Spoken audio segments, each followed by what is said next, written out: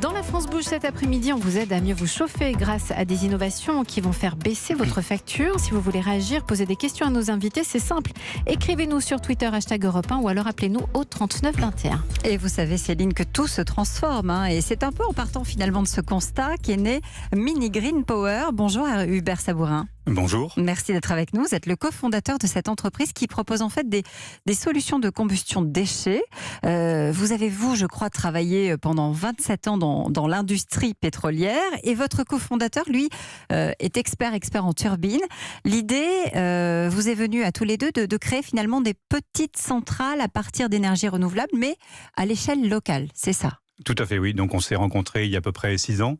Et l'un comme l'autre, on avait envie de faire une conversion des énergies fossiles aux énergies renouvelables. Voilà. Et donc on a décidé de mettre notre savoir-faire, nos compétences à fabriquer non pas des énormes centrales qui vont dispatcher leur énergie sur des milliers de kilomètres avec des pertes en ligne, mais sur les plus petites centrales possibles, qui soient viables économiquement et qui fonctionnent avec des énergies renouvelables. Et on s'est focalisé effectivement sur les déchets. Dans la région PACA où on est implanté, on s'est aperçu que les collectivités payent des sommes considérables chaque année pour se débarrasser de leurs déchets verts ou de leurs déchets de bois, et qu'en fait, ces déchets ont une valeur énergétique importante et qu'on pouvait très bien les valoriser sur place, en circuit court, pour en faire de l'énergie, et donc éviter à ces collectivités à la fois le coût d'évacuation et éviter l'achat d'énergie fossile pour chauffer leurs propres bâtiments.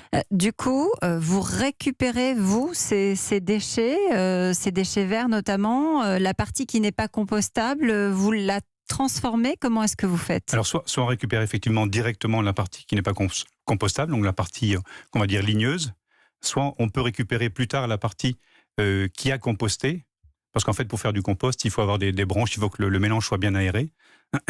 Et donc, en général, ce mélange est mélangé aussi avec des bouts de station d'épuration pour faire tout un ensemble qu'on va laisser maturer pendant plusieurs mois.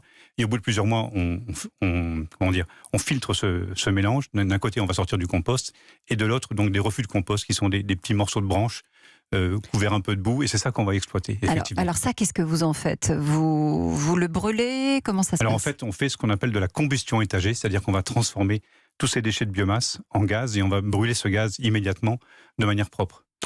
C'est quelque chose que vous avez breveté, hein? Voilà, absolument. Nous avons 9 brevets déposés sur notre procédé, donc à la fois sur le procédé de combustion, sur la façon d'évacuer les cendres, la façon d'associer ce procédé de combustion à des turbines pour générer de l'électricité.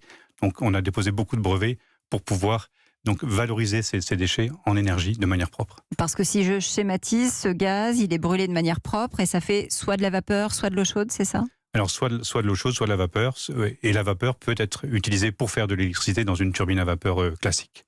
Voilà. Donc, il y a beaucoup d'applications possibles à partir de la chaleur qu'on génère. On peut aussi générer du froid, donc alimenter un réseau de chaleur comme ce qui nous préoccupe aujourd'hui. Hein.